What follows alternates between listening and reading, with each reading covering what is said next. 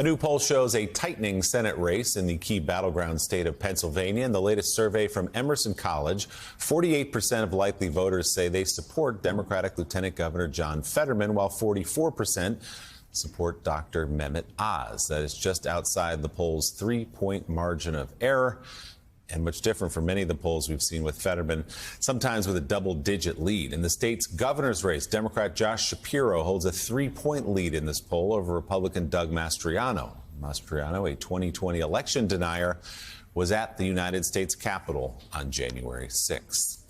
In Florida, community activist Maxwell Frost has a new title. That is Democratic nominee for Congress. Here is the 25-year-old confronting Florida Governor Ron DeSantis back in June.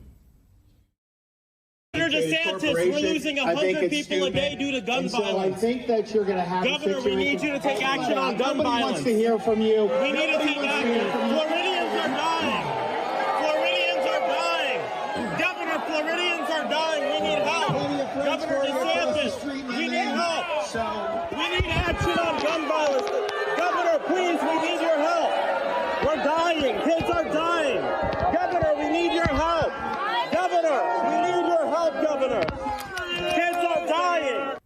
Frost won his primary on Tuesday in the race to fill the seat being vacated by Florida Senate nominee Val Demings. If elected in November, Frost will become the youngest sitting member of Congress, and he joins us now. Maxwell, thanks so much for being with us. As we mentioned earlier, you defeated 2 former members of Congress with some name ID in the area.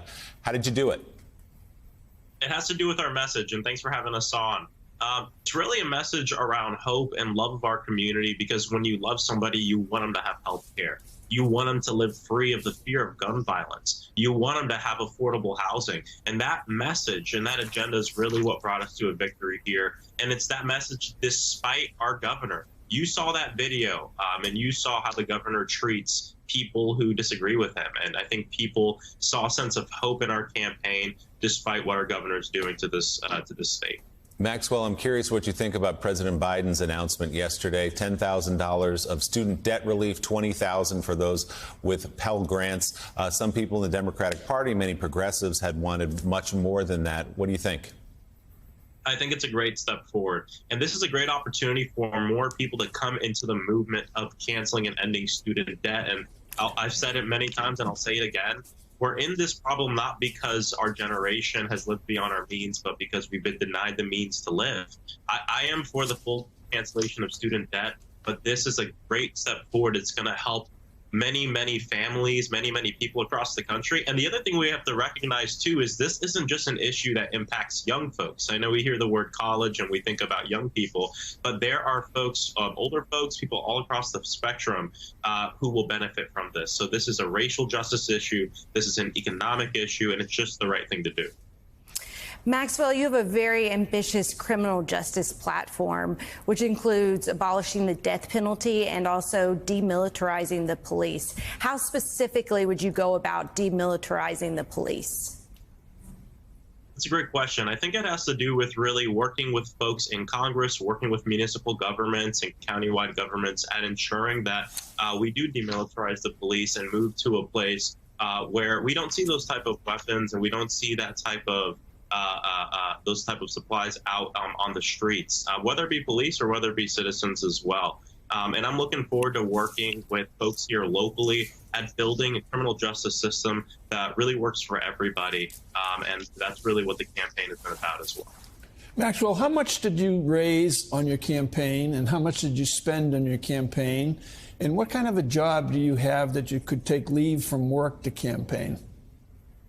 So we just hit over $2 million right before it was called. We spent, I believe, about 1.7 of that before the election was called. I was the national organizing director of March for Our Lives, the movement that came after the shooting that happened in Parkland, Florida, back in 2018. That's the work I'd been doing for about 2 years. I actually quit my job to run for office because I knew it would take my 110%.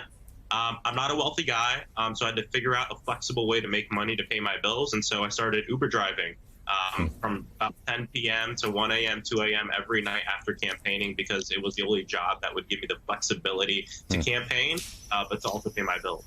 That's awesome.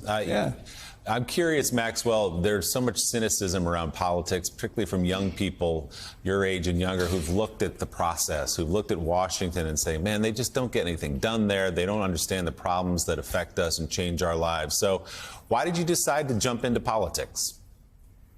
You know, for me, it happened 10 years ago. It was the Sandy Hook shooting. And I remember the day specifically because after I saw what happened on the news, I felt compelled to go to D.C. for the vigil that was going on. And I remember sitting across from Matthew Soto, whose sister Vicky was a teacher at Sandy Hook, who, when she heard the gunshots, hid kids in the closet to save their lives. And she was murdered there. And I remember talking with Matthew, seeing his demeanor, seeing him talk about his sister, and seeing someone who was 16 with the demeanor of a 60-year-old. Talking about his sister who was murdered for just going to school that morning changed my life forever. I mean, I went straight to my hotel room and said, for the rest of my life, I'm going to fight for a world where no one has to feel that pain again. And that's why I got involved. Maxwell, I want to go back to your story of driving an Uber while you campaign, because campaigns are so grueling. Candidates are constantly exhausted. You're giving your all, and yet you were from 10 to 1 driving an Uber. Did you ever manage to convert a passenger into a voter for you?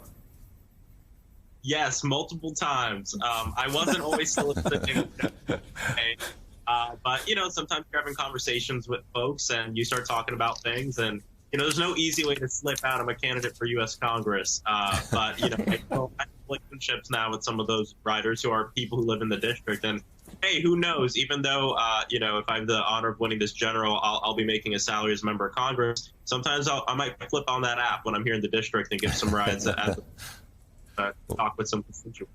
Well, good for you for stepping into the arena at 25 years old. If elected, you'd become the youngest sitting member of Congress. I'm sure we'll hear much more from you. Democratic nominee for Florida's 10th congressional district, Maxwell Frost. Maxwell, thanks for being with us this morning. We appreciate it.